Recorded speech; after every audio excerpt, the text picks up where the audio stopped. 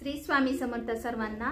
जसं मागच्या व्हिडिओमध्ये मी तुम्हाला सांगितलंच की आता नवरात्री सुरू होत आहे आणि नवरात्रीमध्ये आपल्याला कोणते कलर घालायचे आहे याचा व्हिडिओ तुम्ही पाहिलाच असेल। त्यानंतरच्या व्हिडिओमध्ये आपल्याला देव्हाऱ्यामध्ये कोणत्या गोष्टीची गरज आहे आणि त्यानंतर मी तुम्हाला म्हटलं होतं की जसं की आपल्याला दुर्गा सप्तशती पाठ करायचा आहे, तर मग हे पाठ करायचा कसा याची माहिती आजच्या व्हिडिओमध्ये मी तुम्हाला सांगणार आहे। तर सर्वात महत्त्वाचं आणि सर्वात पहिला प्रश्न म्हणजे दुर्गा सप्तशती पाठ म्हणजे काय, हाच प्रश्न बऱ्याच जणांना माहिती नसतो। तर बघा या ठिकाणी मी तुम्हाला दुर्गा सप्तशतीचा हा ग्रंथ दाखवते, इकडे बघा। तर हा जो दुर्गा सप्तशतीचा ग्रंथ आहे हा ग्रंथ मी केंद्रातून घेतलेला आहे आणि या ग्रंथाव्यतिरिक्त अजून वेगळ्या प्रकारचे पण ग्रंथ येतात म्हणजे दुर्गा सप्तशती पाठासाठी। तर तुमच्याकडे ते असलं किंवा ते महात्म्य असलं तरीही चालणार आहे आणि जर तुम्ही अजून घेतलंच नसेल तर जवळपासच्या केंद्रामध्ये तुम्हाला हे दुर्गा सप्तशती पाठाचं ग्रंथ भेटून जाईल। तर हा ग्रंथ सर्वात महत्त्वाचा आपल्याजवळ असला पाहिजे, हे मी तुम्हाला मागच्या व्हिडिओमध्ये सांगितलं होतं की हा ग्रंथ आपल्याला आणायचा आहे। दुर्गा सप्तशती पाठ करणे म्हणजे हा ग्रंथ आपल्याजवळ असणं फार महत्त्वाचं आहे। आता बघा हा ग्रंथ आणल्यानंतर बऱ्याच जणांना माहिती नसते की आणल्यानंतर नेमका पाठ करायचा कसा, केव्हा करायचा, कधी करायचा, की त्याचे किती पाठ वाचायचे, कुठून सुरुवात करायची। तर काहीही काळजी करू नका, आजच्या व्हिडिओमध्ये मी तीच माहिती तुम्हाला सांगणार आहे। तर सुरुवातपासून शेवटपर्यंत व्हिडिओ बघा, कोणताही प्रश्न तुमच्या मनामध्ये राहणार नाही।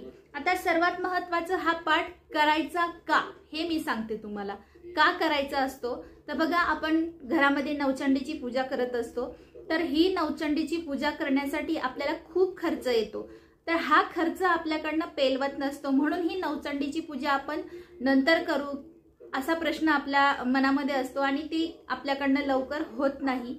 परंतु या नवरात्रामध्ये म्हणजे नवरात्रामध्ये तुम्ही या दुर्गा सप्तशती ग्रंथाचे जर 14 पाठ केले तर नवचंडी केल्याचं फळ आपल्याला मिळत असतं, म्हणून या ग्रंथाचे हे 14 पाठ करायचे असतात।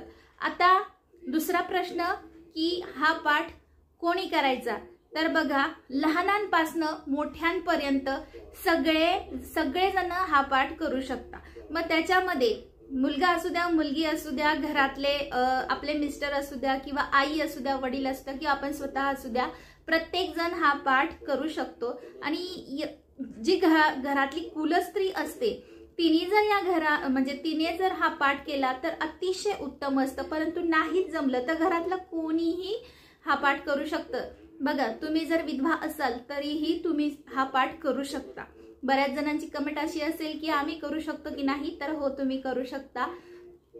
आता हा पाठ करायचा का आणि कोणी करायचा हे मी तुम्हाला सांगितलं, तर हा पाठ करायचा कसा हे मी आता तुम्हाला सांगते। सर्वात महत्त्वाचं 14 पाठ का करायचे हे मी तुम्हाला सांगितलं की 14 पाठ केले तरच आपल्याला नवचंडी केल्याचं फळ मिळतं।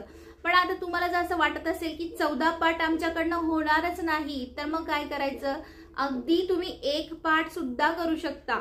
या ग्रंथामध्ये 1 ते 13 अध्याय आहेत सॉरी 1 ते 13 अध्याय या ग्रंथामध्ये आहे आणि 1 ते 13 अध्याय संपूर्ण वाचले तर आपला 1 पाठ होत असतो। बघा स्वामी चरित्र सारामृत तुम्ही जर वाचत असाल तर या स्वामी चरित्र सारामृतामध्ये 1 ते 21 अध्याय आहेत, तेव्हा आपला 1 पाठ होत असतो। तसंच याच्यामध्ये 1 ते 13 अध्याय आहेत, हे 1 ते 13 अध्याय झाले तर आपला 1 पाठ होत असतो। असे तुम्हाला 14 पाठ करायचे आहेत आणि नाहीच तुम्हाला 14 पाठ जमतच नसेल तर तुम्ही अगदी 1 करू शकता, 3 करू शकता, 5 करू शकता, 7, 9 जसे तुम्हाला जमतील ना, पण फक्त विषम संख्येमध्ये करायचे आहे। 1 केला तर 1च करा, नाही तर 3 करा, नाही तर 5 करा, म्हणजे जसे तुम्हाला झेपतील ना त्या पद्धतीने तुम्ही करा। आता 14 पाठ आहे परंतु 9 दिवसामध्ये आपल्याला वाचायचे आहे, तर हे कोणत्या दिवशी किती वाचायचे बघा। 14 पाठ आहे, 14 पाठाचं डिव्हिजन तुम्ही 9 दिवसांमध्ये जसं जमेल तुम्हाला तसं वाचू शकता। म्हणजे पहिल्या दिवशी आपल्याला घट बसवायचे असतात आणि आपल्या मागे घाई असते, म्हणजे त्या वस्तू आणा, सामान आणा, त्यानंतर घटस्थापना करा आणि त्याच्यानंतर पाठ वाचणं। म्हणजे मग पहिल्या दिवशी शक्यतो 2 होत नाही तर पहिल्या दिवशी 1 करा, दुसऱ्या दिवशी 2 करा, तिसऱ्या दिवशी 2 करा, चौथ्या दिवशी 2 करा. जर तुम्हाला एका दिवसात 3 पाठ होत असतील तर तुम्ही 3ही करू शकता. तुम्हाला 14 पाठ 9 दिवसामध्ये करायचे आहे. मग 9 दिवसामध्ये तुम्ही जर हे 5-7 दिवसामध्ये किंवा 5 दिवसामध्ये जरी पूर्ण तुमच्याकडनं होत असेल, म्हणजे तुम्हाला बघा पिरियड्स येत असतील किंवा काही तुम्हाला काम असेल, कुठे जायचं असेल, पण तुम्हाला 14 पाठ करायची खूप इच्छा आहे, तर तुम्ही हे तुमच्या पद्धतीने तुम्हाला जसं वाचन तुम्हाला जमत असेल, दिवसभरात तुम्हाला जेव्हा जमत असेल त्यावेळेस तुम्ही पूर्ण केले तरीही चालणार आहे. आता हे पाठ वाचण्याची योग्य वेळ कोणती, तर जर तुम्ही पहाटे केलं ना तर खूपच चांगलं. आपण जसं आपलं पारायण हे पारायणच आहे एक प्रकारचं, तर पारायण करण्यासाठी जसं आपण पहाटे उठत असतो ना तसं तुम्ही उठले ना तर खूप खूप चांगलं. कारण पहाटे शांतता असते, आपण फ्रेश असतो, काही खाल्लेलं नसतं, आळस येत नाही, झोप येत नाही, तर खूप फ्रेश मूडमध्ये हे पहाटे आपलं वाचन होत असतं. 1 ते 13 अध्याय एका बैठकीतच आपल्याला वाचायचे आहे. तर हे तुम्ही पहाटे वाचलं तर खूप चांगलं. पण बघा तुम्हाला पहाटे नाही जमलं ना तर दिवसभरात केव्हाही करू शकतो. संध्याकाळचे 6 ते 7च्या आधी तुम्हाला हे कंप्लीट करायचं आहे. जसं काही गोष्टीचे नियम आहेत तर त्याचे पण हे नियम आहेत की हे तुम्ही संध्याकाळच्या 7 वाजेच्या आत केव्हाही वाचू शकता. पण मला विचारलं तर मी हे पहाटेच वाचत असते, म्हणून मी तुम्हाला सांगते की जर तुम्हाला जमलं तर ठीक आहे, नाही जमलं तर काळजी करू नका, दिवसभरात केव्हाही वाचा. पण आता जर तुम्हाला असं वाटत असेल ना की हा ग्रंथ बघा, जसं मी तुम्हाला सांगितलं की ग्रंथामध्ये जेवढी पानं आहेत, जेवढे अध्याय आहे, हे वाचताना काय होतं की कमीत कमी समजा 1.5 ते 2 तास आपल्याला या ठिकाणी बसायचं असतं.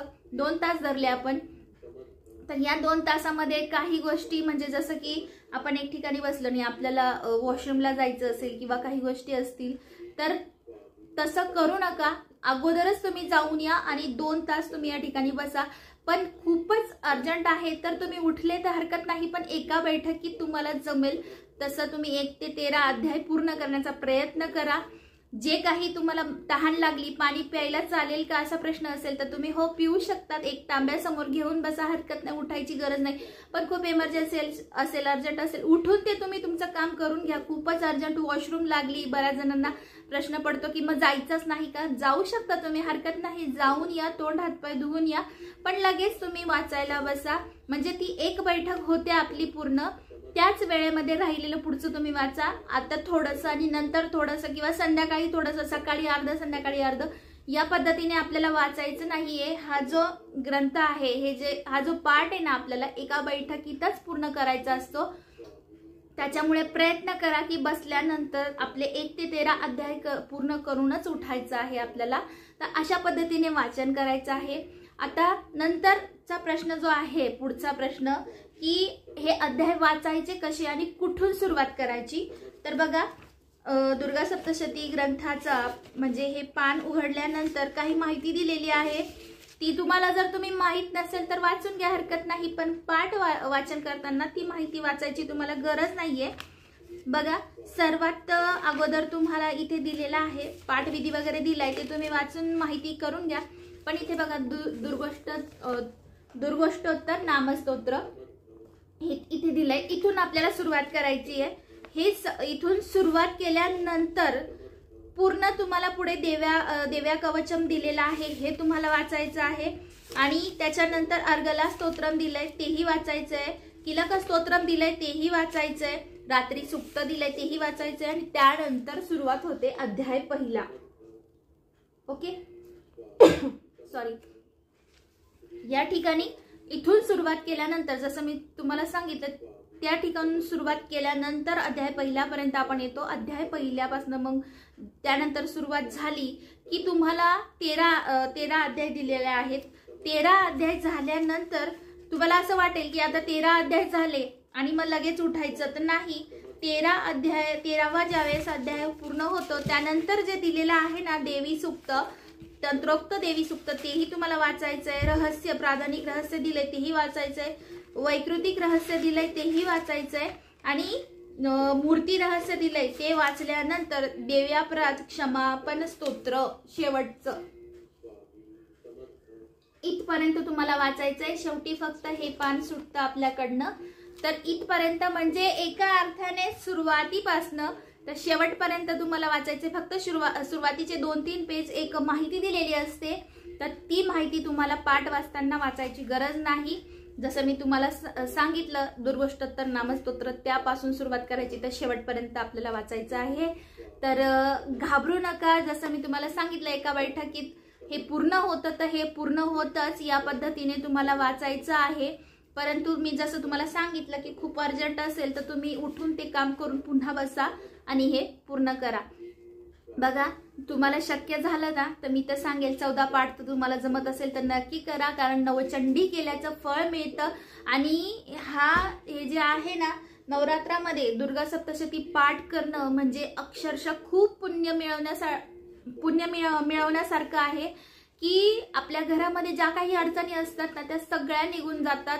आणि हे आपल्या एक प्रकारे आपल्या कुलदेवतेची सेवा आहे। बघा आपल्याकडनं काय होतं ना, सगळ्यांची सेवा होते आणि सर्वात महत्त्वाचं आपली कुलदेवतेची सेवा होत नाही। तर या नवरात्रात ही खूप मोठी संधी असते।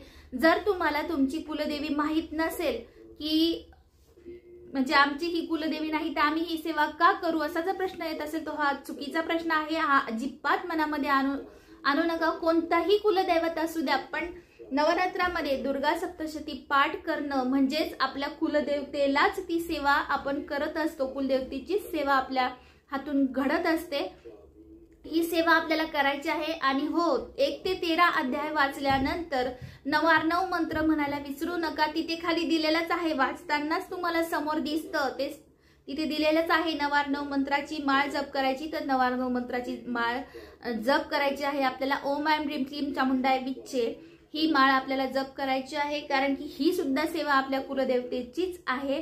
खूप महत्त्वाचा आहे हा पाठ। तुम्ही एकदा नसेल केलेला ना तर हा पाठ माझ्या सांगण्यावरनं तरी कमीत कमी करून बघा। नाही तुम्हाला पहिल्या वेळेस तुम्हाला 14 पाठ शक्य होत तर तुम्ही 1, 3 किंवा 5 अगदी म्हणजे 1 पाठ जरी तुम्ही केला ना तरीही चालेल। आणि हो तुम्हाला असं वाटत असेल ना की आज 1 ते 13 अध्याय वाचले, जिथून मी सुरुवात सांगितली तुम्हाला दुर्गोष्टोत्तर नामस्तोत्र, तर दुसऱ्या दिवशी तुम्ही पाठाला बसणार किंवा नंतर पहिला पाठ झाल्यानंतर दुसरा पाठ तुम्ही करणार, पुन्हा तशीच सुरुवात करायची आहे। एक लक्षात घ्या, पहिला दिवस आहे म्हणून असं वाचायचं आणि दुसऱ्या दिवशी डायरेक्ट पहिल्या अध्यायापासून सुरुवात करायची, असं करू नका। जशी तुम्ही पहिल्या दिवशी सेवा करणार आहात, सुरुवात करणार आहात, तशीच तुम्हाला रोज सेवा करायची आहे, तसंच तुम्हाला वाचन करायचं आहे, पुन्हा त्याच पानापासून सुरुवात करायची आहे।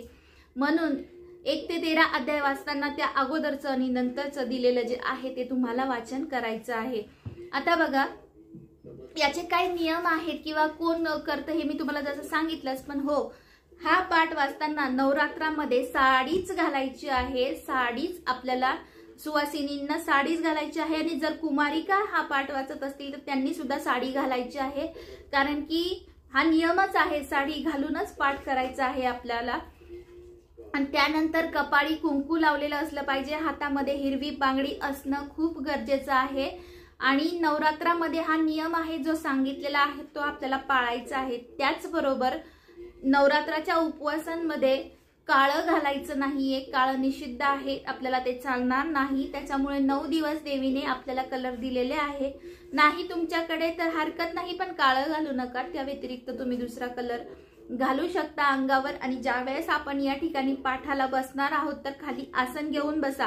तुम्हाला माहिती आहे आसन न घेता आपण जर सेवा केली तर ही सेवा पृथ्वीला प्राप्त होत असते। त्याच्यामुळे ही सेवा करताना आसनावरच बसा। आसनावर बसा म्हणजे काय तर खाली तुम्ही चटई घ्या किंवा काहीतरी घ्या, म्हणजे असं की त्याच्यावर तुम्ही बसा। आणि हो नवरात्रामध्ये गादीवर शक्यतो बसत नाही, झोपत नाही, असे काही नियम आहेत। चटई घेऊ शकता तुम्ही किंवा साधी एखादी चादर घेऊ शकता, त्याच्यावर तुम्ही झोपू शकता। तर हे काही नियम आहेत। अखंड दिवा तुम्हाला प्रज्वलित असला पाहिजे, पाठ वाचताना दिवा प्रज्वलित असला पाहिजे।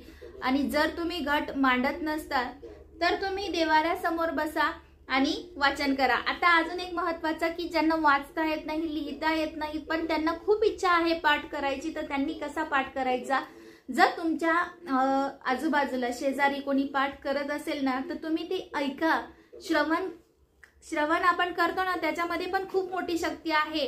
ती सेवा सुद्धा आपल्या कुलदेवीला घडत असते, म्हणजे आपण सेवा केल्यासारखंच होत असतं। मन लावून कान देऊन एक ठिकाणी 2 तास बसून जर आपण समोरच्याचं ऐकलं ना तर आपण तो पाठ केल्यासारखाच आहे। त्याच्यामुळे तुम्ही तो श्रवण करा। तुमच्या जवळ कोणी नसेल तसं करत तर तुम्ही YouTubeला लावून द्या। आता सगळ्या सोयी सुविधा निघाल्या आहे। YouTubeवर काय मिळत नाही सगळं मिळतं। सप्तशती दुर्गा सप्तशती पाठ तुम्ही सर्च केला तर तुम्हाला तो नक्कीच मिळेल आणि तो लावून दिल्यानंतर सुद्धा तुम्हाला 2 तास एक ठिकाणी बसूनच ऐकायचं आहे, ग्रहण करायचं आहे। नाही वाचता येत ना तर एक ठिकाणी हात जोडून बसा, आपल्या कुलदेवतेसमोर बसा आणि ते ऐका। ते सुद्धा तुम्ही पाठ केल्यासारखंच आहे। हे तुम्ही रोज 9 दिवस केलं तरी हरकत नाही। या पद्धतीने सुद्धा तुमच्या हातून नवचंडीची सेवा घडू शकते किंवा दुर्गा सप्तशती पाठ तुम्हाला करायचा आहे त्या पद्धतीने सुद्धा तो घडू शकतो। आता अजून काय प्रश्न असतील ना तर ते तुम्ही कमेंट करून विचारू शकता। माझ्या माहितीप्रमाणे मी तुम्हाला संपूर्ण माहिती सांगितलेली आहे। पुढच्या व्हिडिओमध्ये सुद्धा आपण अजून महत्त्वाची माहिती बघणार आहोत। पुन्हा भेटूया नवीन व्हिडिओ सोबत। तोपर्यंत सर्वांना श्री स्वामी समर्थ।